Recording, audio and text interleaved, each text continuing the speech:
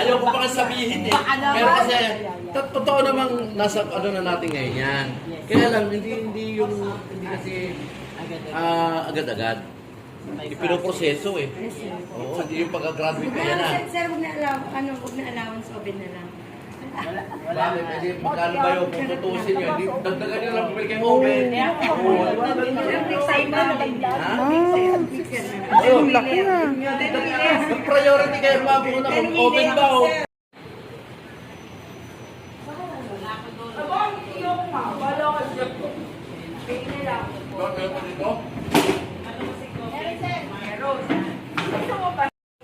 Kasi nung kapon.